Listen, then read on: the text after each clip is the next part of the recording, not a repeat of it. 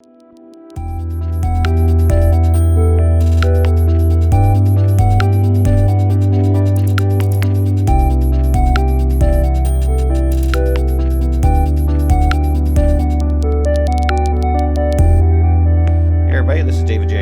for another Around the Lens interview with the filmmaker Ava Bounds. Ava is the filmmaker who has recently created the film The Witches of Pool Bottom.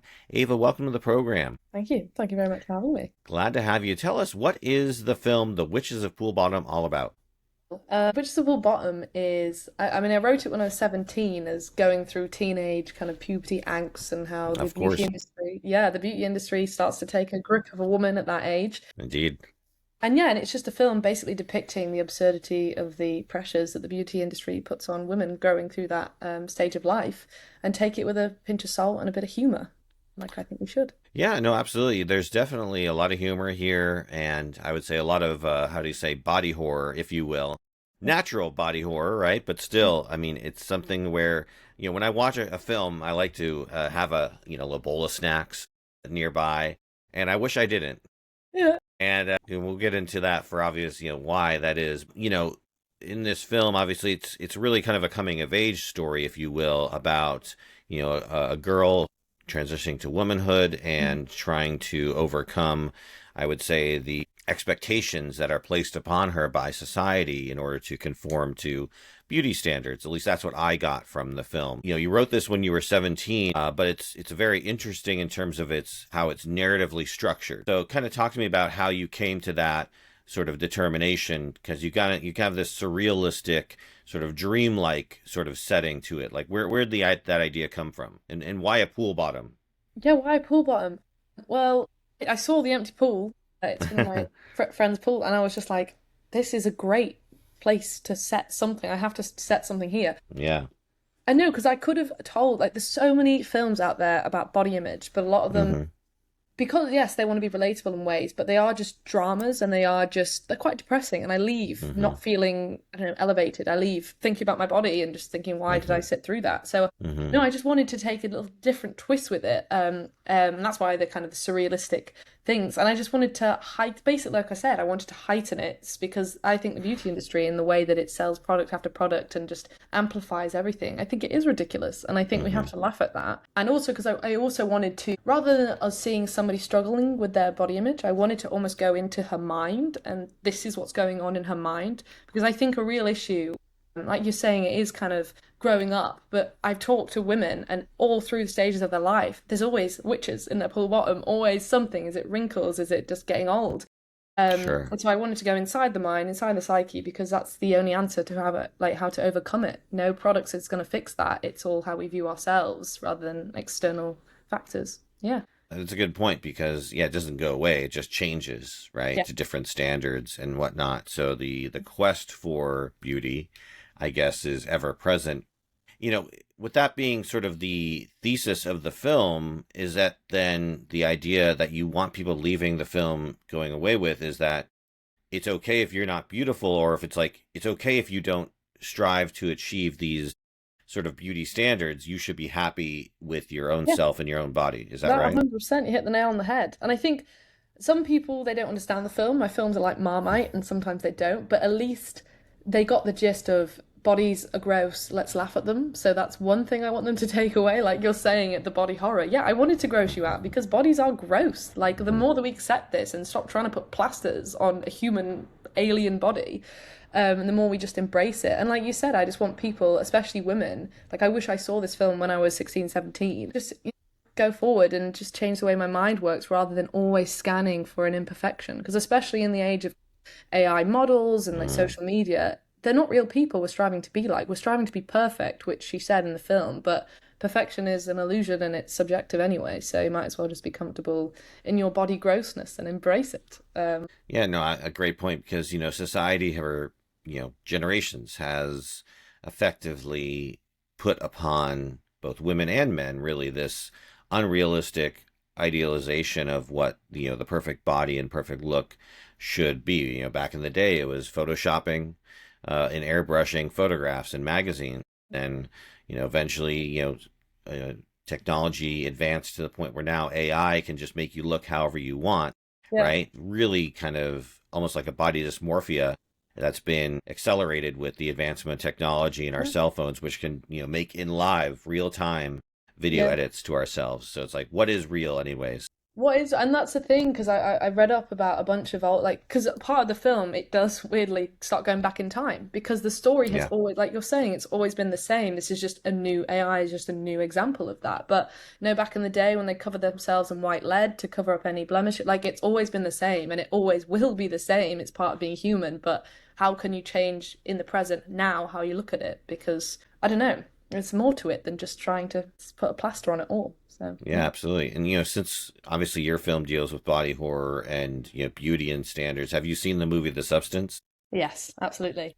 I think because it's so annoyed me because I made like I wrote this film and started to make it and then that just came out. I was like, it's annoying, but also I like how she was because like there's so few films now in the industry that are like that. Like finally, the kind of the taboo subject of that it's being brought out, and female filmmakers have been given tools and a voice to, explore that and talk about that because why did so well because everyone relates to it.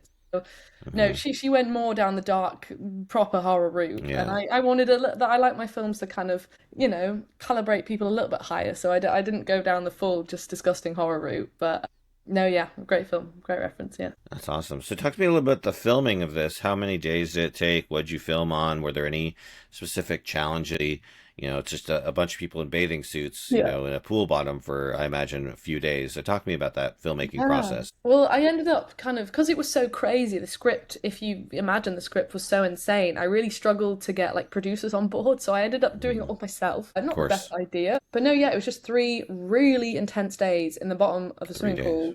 And but if you think like overall, I don't know if it feels choppy, but the amount of costume changes, makeup changes, practical effects, because we didn't really want to do a lot of kind of VFX and CGI type things. One, because of budget, but two, because we wanted it to feel kind of textural and human in that way because it's about human bodies. So oh my god, the gags that it was intense, but it was a fantastic set because I don't know, maybe it was the subject matter and maybe it was just I don't know the people I brought on, but we all I don't know, we took away the story and we were just having a great time on set. We were laughing and not taking it Hmm. seriously. But no, it was a really wonderful shoot. It really was. And it came from a place that a lot of women, I don't know, it was quite a female centric kind of crew. But yeah, I don't know, it was just great. Wish I could be there again. Yeah. Yeah, I didn't feel at any point where it felt choppy, and if it did, I thought that was stylistically what you were going for. Because again, in this world of the pool bottom, anything Mm. can happen, and anything does. You transition from like what looks like a normal scene at first to then somebody has Q-tip weapons to somebody's popping a giant zit on their forehead. So talk to me about the production design because I thought you had a lot of great props in this, a lot of great makeup effects. Talk to me about the direction you were going there and how you kind of made those happen.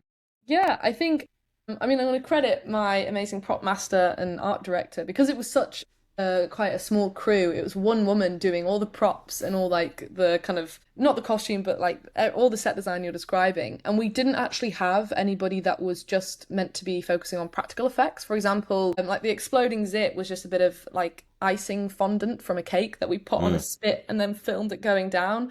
But I feel like, I don't know, it was because of these limitations with so few people we just had to get really creative and memorable. I think we got some really memorable shots in there. But no, it was just every issue. It was like, okay, how can we do this? Like even the face mask going on her face, the LED face mask. It was like we did it in reverse with fishing wire. Like we just got really creative, and it was just an amazing team of people that just got scrappy because it wasn't, a big budget shoot. So people were very much let's just do it. We have like a limited time, and so we're going to just be creative. And I feel like it really showed fully in the end product. But no, I'm going to credit Camille, my art director. She was really, really great. And it was just fun because it was, yeah, any issue you can fix it if you spend enough time and you think creatively around that problem. And I think that's when you get into bigger budgets, you miss that. And especially because it was not a student film, but it had that kind of mentality. It was just, yeah.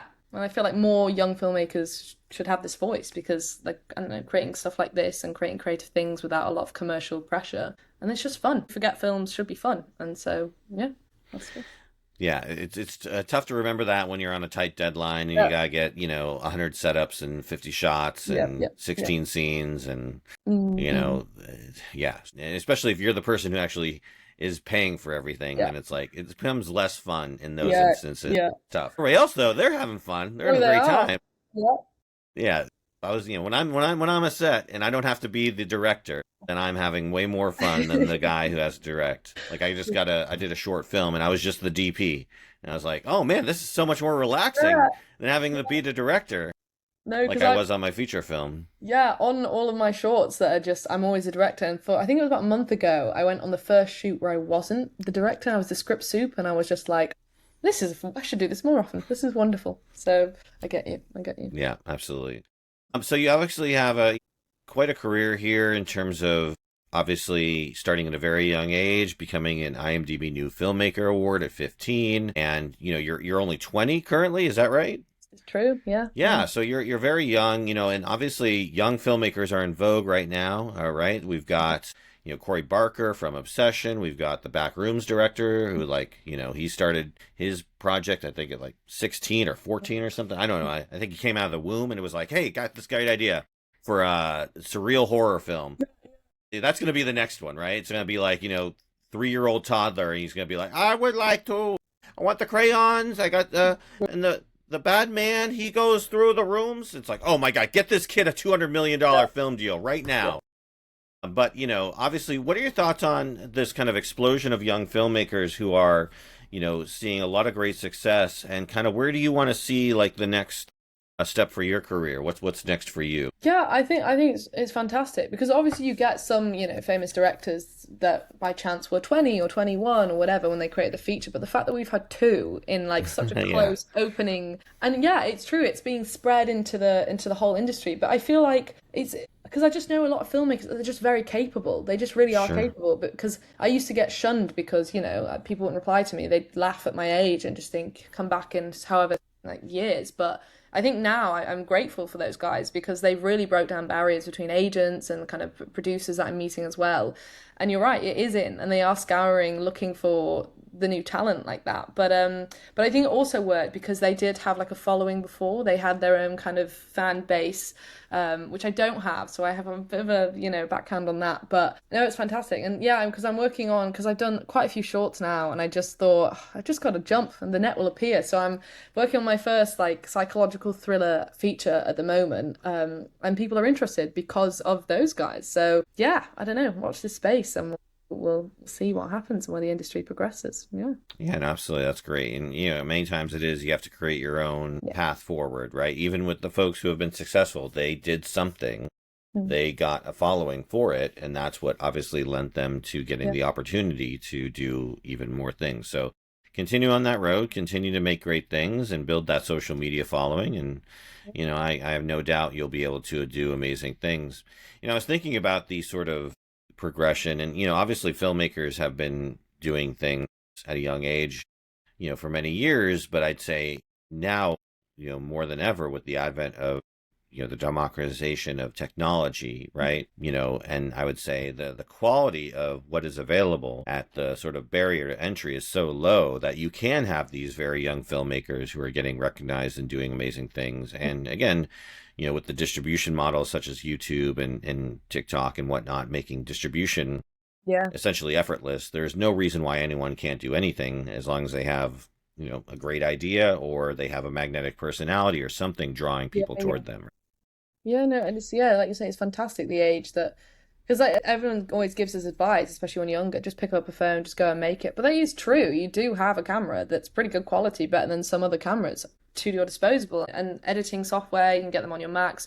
You can do the whole process. I mean, it can be, I don't know, it's not always sustainable to keep doing it that way, but I think it's fantastic that the barriers, like I'm saying, are being broken down. And yeah, we're entering a new era of young filmmakers. I think it's just the beginning. That's awesome. Great. And what's the next kind of, you said you're working on a psychological thriller feature film? Yeah, it's again because a lot of my stories are very female focused and Gen Z focused. So it's kind of a Gen Z dark take on coercive control, but using technology and using kind of this modern era that we're in. Yeah, from the female perspective. I don't know. I want to use my strength, which is my, era that I'm in and the generation I'm in and the female stories that are, finally being told. It's great. But yeah, that's what's next. So we'll see how it goes. We'll see how it goes. That's great. Okay, last question I have from a technical perspective. Obviously, you feature yourself in this film multiple times. Were there any difficulties in sort of managing that with regard to having you have different versions of you interacting with yourself on camera at the same time, or was it, pretty straightforward? As in with the different women trying to be the same girl. Well, like you have yourself, and then you interact across from yourself, and you have Me, I'm scenes not where, acting in it. I'm not in it. Do I look like the girl that's acting in it? I get that. I do get that. oops, I'll take that as you a do compliment. look you do look very much like the actress in it. And I No, thought for a second you were in it. I have gotten that before. I need to look different. I need to dye my hair blonde for these interviews. In that case, then, okay, for the actress who was on screen, were there Yeah. any sort of difficulties in having her play against Oh God, yeah. herself? Yeah, it was. Yeah, it really was. The witches. We were gonna do this thing where we are gonna cast one main actress, and she would have been the three other witches, and we were gonna do some weird thing with her face, so it plaster her face on all these women. But that would have been whew, next level. And so I think it's interesting that they're all different heights and they're very like they're slightly different. So the idea is there, and I think it makes it almost more universal that they are her, but they're women at the end of the day. There could be any woman. But no, especially when she's talking to her perfect version of herself. Yeah, that was a lot of body doubling, a lot of yeah, it was difficult. But I think I'm saying you just got to be creative because we could have, if we had the money, we could have kind of CGI'd or plastered her AI maybe or her face on these three different women. But it made it feel I don't know more relatable that it was these women and we had to do that. So yeah, there were challenges, but I think it all worked out in the way it should. Made it more memorable because of that. If that answers your question. Awesome. Great. Well, thanks again so much for your time. What else would you like to tell us before we say goodbye? What else I'd say? I don't know. Just reiterate the film. I don't know. I just stopped taking ourselves so seriously and go out there and be ugly because we are ugly, but also beautiful, and we are everything. And it stop relying on other people's opinions of ourselves. That's all I have to Awesome. say. Great. Thank you very Well, if much. anybody wants to go see it, the film will be premiering at the upcoming Oscar qualifying Holly Shorts Film Festival on Tuesday, August 18th at 10 p.m. PST. So, will you be out there for it? Absolutely. Going flying on Sunday. First time in it. Exciting. Well, have a safe flight out there. Enjoy the premiere, and yeah, come out to the premiere to see and meet with Ava and talk to her about her film. Talk about beauty standards. Absolutely. All right, Ava. Thanks so much for your time. Really appreciate it, and have a great rest of the day. Thank you.